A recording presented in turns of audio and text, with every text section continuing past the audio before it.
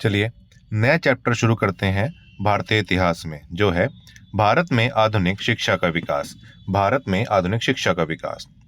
East India company जो भी कुछ कर रही थी भारत में शिक्षा के लिए, वो एक तरह से क्या था, व्यक्तिगत तौर पे था। वो भारत के लिए कुछ नहीं कर रही थी, अपने लिए ही जो भी शिक्षा का अनुदान उसने करने का प्रयास करा और केवल अपने प्रति करा, अपने व्यक्तिगत तौर पर करा गया था। इसलिए हमने कहा कि ईस्ट इंडिया कंपनी एक तरह से विशुद्ध व्यापारिक कंपनी थी। शिक्षा के लिए उसने जो भी प्रयास करे वो व्यक्तिगत तौर पर करे गए थे।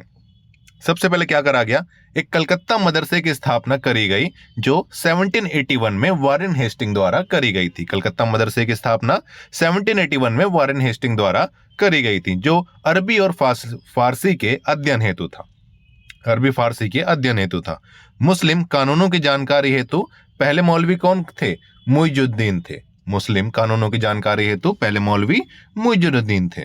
अगला है हमारा एशियाटिक सोसाइटी ऑफ बंगाल की स्थापना 1784 विलियम जोन्स द्वारा कलकत्ता में। एशियाटिक सोसाइटी ऑफ बंगाल की स्थापना विलियम जोन्स द्वारा कलकत्ता में 1784 में करी गई थी। और इस समय गवर्नर जनरल कौन थे हमारे, वारेन हेस्टिंग थे।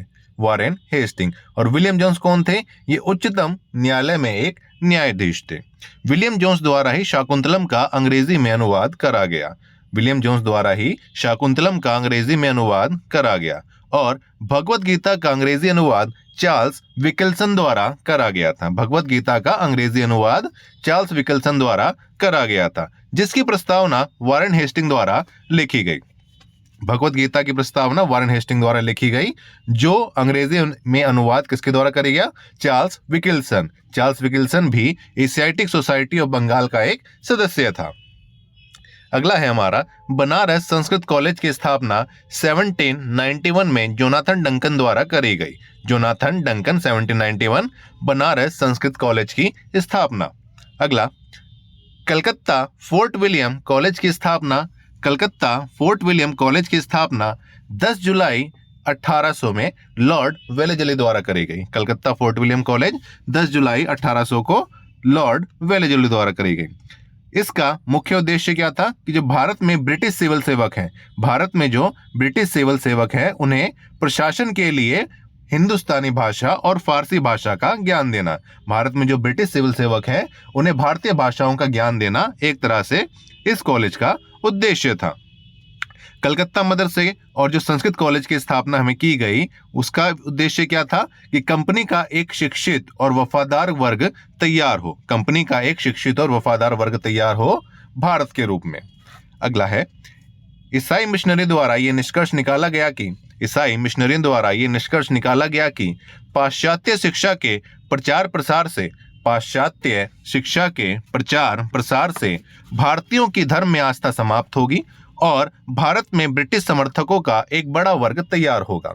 भारत में जो अंग्रेज शिक्षा देने का उद्देश्य यही था कि भारत को धर्म से हटाकर एक तरह से ब्रिटिश समर्थकों का एक वर्ग तैयार करना। इसी कारण से भारत में शिक्षा की शुरुआत करी गई थी और मुख्यतः अंग्रेजी शिक्षा की शुरुआत करी गई थी। पाश्चात्य शिक्षा का मतलब अंग्रेजी शिक्षा, यानी कि पश्चिम की शिक्षा, जो भारत की आस्था समाप्त करेगी और भारत में एक ब्रिटिश समर्थकों का वर्ग तैयार करेगी। अगला है ईस्ट इंडिया कंपनी का शिक्षा के क्षेत्र में वास्तविक प्रयास। ईस्ट इंडिया कंपनी का शिक्षा के क्षेत्र में जो वास्तविक प्रयास करा गया, या हम कह सकते हैं प्रथम प्रयास करा गया, वो 1813 के चार्टर से करा गया था। इस चार्टर में क्या किया गया था, भारतीय शिक्षा के लिए 1 लाख रुपए की व्यवस्था करी गई थी। भारत में आधुनिक शिक्षा का मुख्य उद्देश्य ही क्या था कि छोटे प्रशासनिक पदों की नियुक्ति हेतु भारतीयों की आवश्यकता थी। इसी कारण यहाँ अंग्रेजी शिक्षा या आधुनिक शिक्षा दी जा रही थी। तो भारत में आधुनिक शिक्षा का मुख्य उद्देश्य ही क्या था कि छोटे प्रशासनिक पदों पर भारतीयों की नियुक्ति करी जाए और उन्हें आधुनिक शिक्षा या अंग्रेजी शिक्षा दी जाए। से इंडियन सिविल सर्विस पास करने वाले जो पहले भारतीय थे वो सत्येंद्रनाथ टैगोर थे। इंडियन सिविल सर्विस पास करने वाले पहले भारतीय Satyendranath Tagore. Indian Civil Service Satyendranath Tagore, इनके द्वारा 1863 में भारतीय सिविल सर्विस या इंडियन सिविल सर्विस पास करी गई थी। अगला पाश्चात्य शिक्षा यानी पश्चिमी शिक्षा पर उच्च शिक्षा देने वाला पहला कॉलेज कौन था, कलकत्ता हिंदू कॉलेज, जो 1817 में राजा राम मोहन राय और डेविड हेयर और अलेक्जेंडर डफ द्वारा खोला गया था। कलकत्ता हिंदू कॉलेज 1870 राजा राम मोहन राय और डच घड़ी शास्त्र डेविड हेयर और अलेक्जेंडर डफ, इन तीनों द्वारा इस कॉलेज की स्थापना करी गई थी। दिल्ली कॉलेज की स्थापना 1792 में एक मदरसे के रूप में करी गई थी गाजिउद्दीन द्वारा, जिसे 1824 में ईस्ट इंडिया कंपनी ने पुनर्स्थापित करा था। 1792 में मदरसे के रूप में स्थापित गाजिउद्दीन द्वारा, जिसे 1824 में ईस्ट इंडिया कंपनी द्वारा पुनर्स्थापित करा गया था। अगला, बंबई में एशियाटिक सोसाइटी ऑफ बंबई की स्थापना 1804 जेम्स मैटी कोटोन्स विलियम जोन्स द्वारा हमारी Calcutta Asiatic Society of Bengal की स्थापना करी गई थी। ये Bombay Asiatic Society of Bombay है, ठीक है, यानी कि बंबई में एशियाटिक सोसाइटी ऑफ बंबई की स्थापना जो 1804 में जेम्स मैकेटोन्स द्वारा स्थापित करी गई थी। अगला, royal Asiatic Society of great Britain की स्थापना मार्च 1823 में, royal Asiatic Society of great Britain की स्थापना मार्च 1823 में संस्कृत के एक विद्वान थे हेनरी थॉमस कुलबुकर, संस्कृत के विद्वान हेनरी थॉमस कुलबुकर। 1824 में इसे किंग जॉर्ज फोर्थ ने रॉयल चार्टर दिया था। इस सोसाइटी को किंग जॉर्ज फोर्थ ने रॉयल चार्टर दिया गया था। अगला, सरकार ने 3 संस्कृत कॉलेजों की स्थापना कहाँ की गई? कलकत्ता, आगरा और बनारस में की। सरकार ने 3 संस्कृत कॉलेज की स्थापना कलकत्ता, आगरा और मद्रास में की गई थी। अगला है, कलकत्ता में हिंदू कन्या विद्यालय या हिंदू फीमेल स्कूल की स्थापना 1849 में करी गई थी जेईडी बैथ्यून द्वारा। और हमने पिछली क्लास में पढ़ा कि इस विद्यालय के पहले सचिव कौन थे? ईश्वर चंद विद्यासागर थे। और भारत के प्रारंभिक चिकित्सकों में से एक कादम्बनी गांगुली भी इस विद्यालय से पढ़ी थी। अगला है, दक्कन एजुकेशन सोसाइटी की स्थापना 1884 पुणे में बाल गंगाधर तिलक, गोपाल गणेश आगरकर द्वारा करी गई। 1884 पुणे बाल गंगाधर तिलक और गोपाल गणेश आगरकर द्वारा करी गई थी। इस सोसाइटी का मुख्य उद्देश्य क्या था? कि छात्रों में राष्ट्रवादी शिक्षा प्रेरित हो, छात्रों में राष्ट्रवादी शिक्षा प्रेरित हो। चलिए अब हम बात करते हैं आंग्ल प्राच्य विवाद की, जो 1813 के चार्टर से एक विवाद उत्पन्न हुआ। अब 1813 के चार्टर में क्या दिया गया था कि पहली बार ब्रिटिश शासन द्वारा शिक्षा की पहल की गई थी, लेकिन इसमें यह नहीं बताया गया था कि शिक्षा का प्रसार कैसे करा जाए और इसका उद्देश्य क्या हो। शिक्षा का प्रसार और उद्देश्य का अभाव इस चार्टर में दिया गया था। इसके निराकरण के लिए गवर्नर जनरल द्वारा क्या करा गया था? एक काउंसिल 1823 में गठित की गई। गवर्नर जनरल द्वारा एक काउंसिल 1823 में गठित की गई, जिसे general committee of public instruction कहा गया। General committee of public instruction कहा गया, जो इस विवाद के निपटारे हेतु थी, जो 1823 में गठित की थी गवर्नर जनरल द्वारा। लेकिन ये काउंसिल शिक्षा की प्रकृति और माध्यम को लेकर जो विवाद उत्पन्न हुआ था उसका समाधान निकालने में असमर्थ रही थी। ये मुख्यतः विवादी किस पर था? जो 1813 में चार्टर के लिए पहली बार शिक्षा का प्रचार प्रसार करा गया, लेकिन उसमें यह बताया नहीं गया कि शिक्षा की प्रकृति और माध्यम क्या हो। इसी कारण यह विवाद उत्पन्न हुआ था।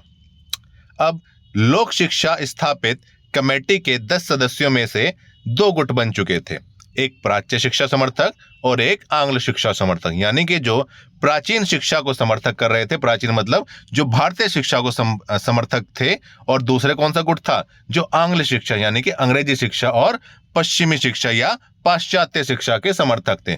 2 गुट इस कमेटी के बन चुके थे, एक भारतीय शिक्षा या प्राच्य शिक्षा समर्थक और एक आंग्ल या पाश्चात्य शिक्षा समर्थक। विवाद था क्या इस चीज को लेकर? शिक्षा की प्रकृति क्या हो, शिक्षा का माध्यम क्या हो। आंग्ल प्राच्य विवाद में जो विवाद था हमारा, शिक्षा का प्रकृति और शिक्षा का माध्यम। शिक्षा का प्रकृति क्या थी कि या पश्चिमी यानी कि अंग्रेजी हो या भारतीय शिक्षा हो, यानी कि भारत में जो शिक्षा दी जाए वो पश्चिमी शिक्षा दी जाए या भारतीय शिक्षा दी जाए। और शिक्षा का माध्यम क्या हो, अंग्रेजी माध्यम हो या भारतीय ही कोई भाषा हो। अब जो 2 गुट बने थे उनके नेतृत्व किनके द्वारा करे गए? जो प्राच्य शिक्षा यानी कि भारतीय शिक्षा यानी प्राचीन शिक्षा जो समर्थक लोग थे, उनका नेतृत्व किसके द्वारा करा गया? उस समिति के सचिव H.T. प्रिसेप द्वारा करा गया और इसका समर्थन H.H. विल्सन द्वारा करा गया। यानी प्राचीन या भारतीय शिक्षा के समर्थक कौन थे? H.T. प्रिसेप और H.H. विल्सन थे। वहीं पाश्चात्य यानी कि पश्चिमी और अंग्रेजी यानी आंग्ल शिक्षा के समर्थकों का नेतृत्व किसके द्वारा करा गया? हेनरी मुनरो और एल्फकिंस्टन द्वारा करा गया। हेनरी मुनरो और एल्फकिंस्टन द्वारा करा गया। इन दोनों का समर्थन या पाश्चात्य या आंग्ल शिक्षा का समर्थन किसके द्वारा करा गया? विधि सदस्य लॉर्ड मैकाले द्वारा करा गया। लॉर्ड मैकाले द्वारा भारत में पाश्चात्य, पश्चिमी या अंग्रेजी शिक्षा का समर्थन करा गया था। अब विवाद को उग्र होते हुए देख लॉर्ड विलियम बेंटिक जो उस समय गवर्नर जनरल थे, उसने लॉर्ड मैकाले की अध्यक्षता में एक लोक शिक्षा समिति गठित करी। लोक शिक्षा समिति गठित करी कि भाषा विवाद पर आप अपना विवरण प्रस्तुत करें। अब लॉर्ड मैकाले किसकी तरफ था? वो पाश्चात्य या आंग्ल शिक्षा समर्थकों की तरफ था। इसलिए उसने क्या करा लॉर्ड मैकाले द्वारा? 2 फरवरी 1835 को मैकाले द्वारा आंग्ल दल यानी पाश्चात्य शिक्षा का समर्थन करा और उसके द्वारा कहा गया कि यूरोप के एक पुस्तकालय की अलमारी का बॉक्स भारत और अरब के समस्त साहित्य से ज्यादा मूल्यवान है। ठीक है, यूरोप और एक पुस्तकालय की अलमारी का एक कक्ष भारत और अरब के समस्त साहित्य से ज्यादा मूल्यवान है। मैकाले के अनुसार वह भारत में ऐसा वर्ग तैयार करना चाहता था जो रक्त और रंग से भारतीय हो लेकिन विचार से अंग्रेज। यानी कि भारत में अंग्रेजी शिक्षा देने का उद्देश्य ही लॉर्ड मैकाले का यह था कि वह ऐसा एक वर्ग तैयार करे कि भारत में जो दिखने में भारतीय हो लेकिन उसके विचार क्या हो? अंग्रेज हो। अगला पॉइंट है हमारा 1835 में लॉर्ड विलियम बेंटिक द्वारा मैकाले के प्रसिद्ध मिनट ऑफ एजुकेशन को एक संस्तुति प्रदान कर आंग्ल प्राच्य विवाद का अंत कर दिया गया। यानी कि जो लॉर्ड मैकाले द्वारा कहा गया कि भारत में पाश्चात्य या आंग्ल शिक्षा दी जाए, उसको मिनट ऑफ एजुकेशन कहा गया, जिसे लॉर्ड विलियम बेंटिक द्वारा संस्तुति प्रदान करी या उसे मान्यता प्रदान कर भारत में आंग्ल प्राच्य विवाद का अंत करा और भारत में अंग्रेजी शिक्षा को मान्यता दी गई। अब लॉर्ड मैकाले द्वारा ईस्ट इंडिया कंपनी के बारे में कहा गया, कंपनी एक असंगति है। कंपनी एक असंगति है, लेकिन यह उस व्यवस्था का भाग है जहां सब कुछ असंगत है। उस व्यवस्था का भाग है जहां सब कुछ असंगत है। ठीक है, अगला है हमारा शिक्षा का अधोमुखी निष्पादन सिद्धांत, यानी कि जिसे हम कहते हैं क्या? Filtration theory. शिक्षा का अधोमुखी निष्पादन सिद्धांत, इंग्लिश में इसे कहते हैं फिल्ट्रेशन थ्योरी। ये लॉर्ड मैकाले द्वारा ही दी गई थी। इस थ्योरी में क्या था? शिक्षा समाज के केवल उच्च वर्ग को दी जाए। शिक्षा समाज के केवल उच्च वर्ग को दी जाए और यह छन छन कर आराम से जनसाधारण तक पहुंची जाएगी। शिक्षा समाज के उच्च वर्ग को दी जाए और उच्च वर्ग के शिक्षित होने पर इसका प्रभाव छन छन कर जनसाधारण तक पहुंचेगा। अगली हेडिंग है हमारी वुड डिस्पैच घोषणा पत्र या वुड घोषणा पत्र। किस वर्ष आया था? 1854 में आया था और यह डलहौजी के समय आया था। डलहौजी के समय बोर्ड ऑफ कंट्रोल के प्रधान चार्ल्स वुड ने 1854 में भारत की शिक्षा नीति बनाई, जिसे वुड घोषणा पत्र कहा गया या वुड डिस्पैच एक्ट कहा गया। वुड डिस्पैच एक्ट को या वुड घोषणा पत्र को भारतीय शिक्षा का मैग्ना कार्टा कहा जाता है। भारतीय शिक्षा का मैग्ना कार्टा कहा जाता है। अगला पॉइंट है, इस घोषणा पत्र में क्या करा गया? लंदन विश्वविद्यालय की तर्ज पर कलकत्ता, बंबई और मद्रास में विश्वविद्यालयों की स्थापना 1857 में करी गई। लंदन विश्वविद्यालय की तर्ज पर कलकत्ता, बंबई और मद्रास विश्वविद्यालयों की स्थापना 1857 में करी गई। दूसरा क्या था इस पत्र में? 1855 में एक पृथक एजुकेशन डिपार्टमेंट या शिक्षा विभाग की स्थापना करी गई। एक एजुकेशन डिपार्टमेंट या शिक्षा विभाग की स्थापना करी गई और प्रांतों में शिक्षा निर्देशकों की नियुक्ति की गई। ठीक है, एजुकेशन डायरेक्टर्स की नियुक्ति प्रांतों में करी गई, शिक्षा निर्देशकों की नियुक्ति। तीसरी, महिला शिक्षा को प्रोत्साहन इस वुड डिस्पैच एक्ट या वुड घोषणा पत्र में करा गया था। अगला है हमारा हंटर आयोग, जो 1882-83 में गठित किया गया था लॉर्ड रिपन द्वारा। यह पहला भारतीय शिक्षा आयोग था जो W हंटर की अध्यक्षता में लॉर्ड रिपन द्वारा गठित करा गया था। किस लिए था? प्राथमिक और माध्यमिक शिक्षा के प्रचार प्रसार हेतु गठित करा गया था। यानी कि मुख्यतः जो इसका आंसर लगता है वो प्राथमिक शिक्षा लगता है। हंटर आयोग की स्थापना प्राथमिक शिक्षा हेतु करी गई थी।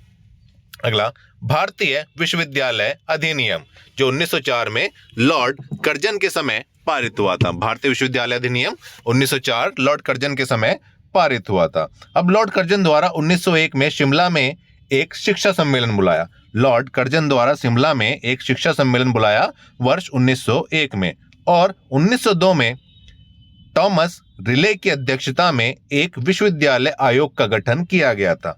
1902 में थॉमस रिले की अध्यक्षता में एक विश्वविद्यालय आयोग का गठन किया गया था, और इस आयोग के 2 भारतीय सदस्य थे, सैयद हुसैन बिलग्रामी और जस्टिस गुरुदास बनर्जी। जस्टिस गुरुदास बनर्जी। इसी आयोग की सिफारिश पर क्या किया गया? 1904 में भारतीय विश्वविद्यालय अधिनियम पारित करा गया था। तो भारतीय विश्वविद्यालय अधिनियम 1904 लॉर्ड कर्जन के समय पारित करा गया था, और थॉमस रिले की अध्यक्षता में एक विश्वविद्यालय आयोग का गठन किया गया था, जिसमें 2 भारतीय थे, सैयद हुसैन बिलग्रामी और गुरुदास बनर्जी। अगला है हमारा सैंडलर आयोग, जो 1917 में गठित करा गया था कलकत्ता विश्वविद्यालय के अध्ययन हेतु। सैंडलर आयोग 1917 कलकत्ता विश्वविद्यालय के अध्ययन हेतु। 1917 में माइकल सैंडलर की अध्यक्षता में विश्वविद्यालय समस्याओं के अध्ययन हेतु यह आयोग गठित किया गया, और इस आयोग में 2 भारतीय सदस्य थे, आशुतोष मुखर्जी और डॉक्टर जियाउद्दीन अहमद। सैंडलर आयोग 1917 जो कलकत्ता विश्वविद्यालय के अध्ययन हेतु था, और इसमें 2 भारतीय सदस्य थे, आशुतोष मुखर्जी और डॉक्टर जियाउद्दीन अहमद।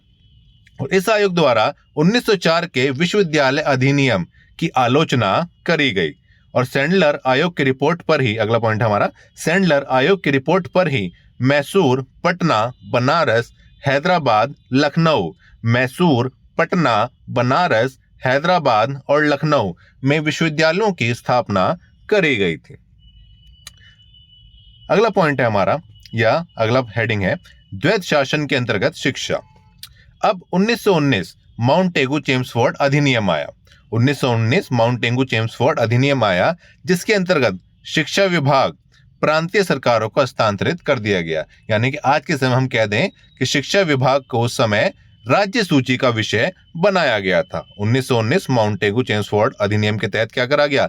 शिक्षा विभाग प्रांतीय सरकारों को हस्तांतरित करा गया, जिससे केंद्रीय अनुदान एक तरह से बिल्कुल बंद हो गया, और केंद्रीय सरकारों द्वारा इसमें रुचि लेनी बंद कर दी गई, क्योंकि राज्य सूची का विषय बना दिया गया था, इसलिए केंद्र सरकार द्वारा इसमें रुचि लेनी पूरी तरह से बंद कर दी गई थी।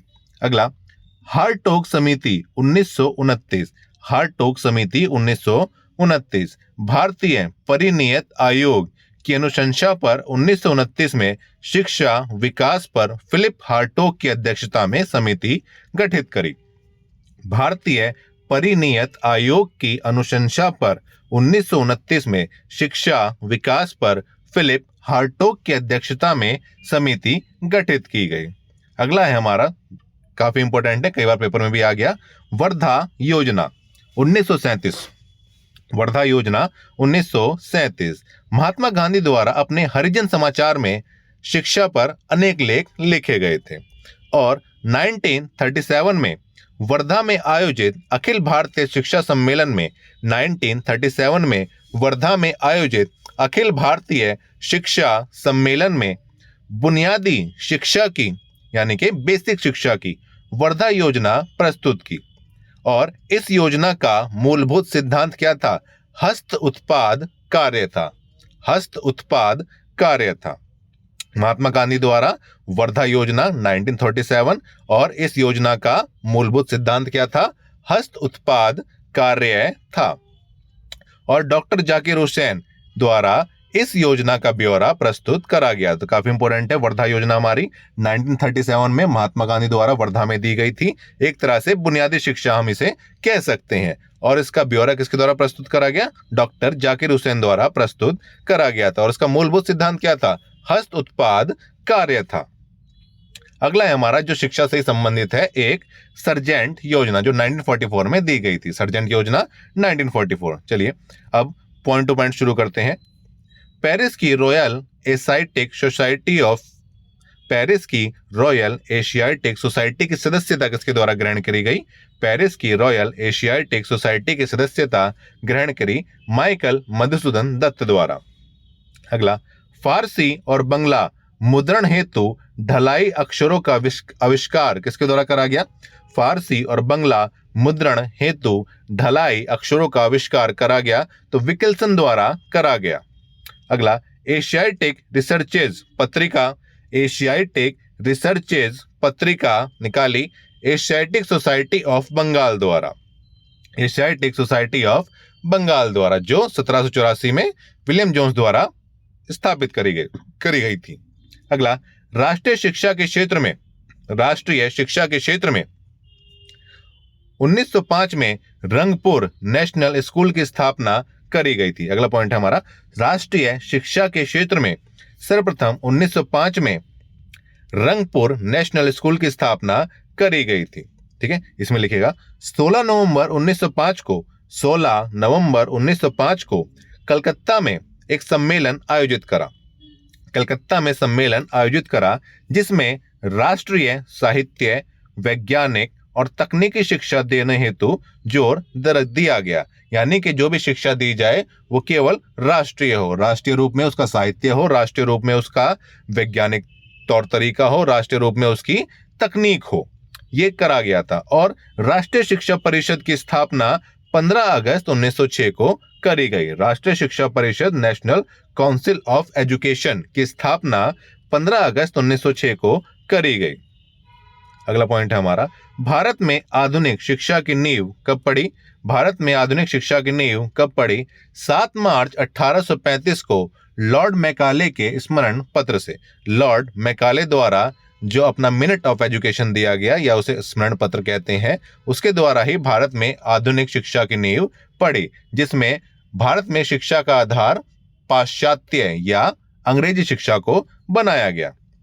अगला, भारतीय विश्वविद्यालय में धार्मिक शिक्षा देने के लिए वकालत किसके द्वारा करी गई? तो मदन मोहन मालवीय द्वारा करी गई थी। अगला है हमारा, बनारस हिंदू विश्वविद्यालय की स्थापना 4 फरवरी 1916 को बसंत पंचमी के दिन मदन मोहन मालवीय द्वारा करी गई थी। 4 फरवरी 1916 को बसंत पंचमी के दिन मदन मोहन मालवीय द्वारा करी गई थी। और इसका शिलान्यास किसके द्वारा करा गया? लॉर्ड हार्डिंग द्वारा करा गया था। लॉर्ड हार्डिंग द्वारा करा गया था। ठीक है, और बीएचयू को सर्वप्रथम केंद्रीय विश्वविद्यालय घोषित करा गया था। अगला है हमारा, मदन मोहन मालवीय की पत्रिकाएं कौन कौन सी हैं? हिंदुस्तान अभ्युदय और मर्यादा, और द इंडियन यूनियन। ठीक है, तो मदन मोहन मालवीय की पत्रिकाएं हिंदुस्तान अभ्युदय, मर्यादा और द इंडियन यूनियन। ठीक है, तो ये चैप्टर हमारा यहाँ खत्म होता है। भारत में आधुनिक शिक्षा का विकास कैसे कैसे करा गया और भारत में शिक्षा के लिए कौन कौन सी योजनाएं दी गई, कौन कौन सी समितियां बनी, ये सारी चीजें मोस्ट इंपॉर्टेंट है।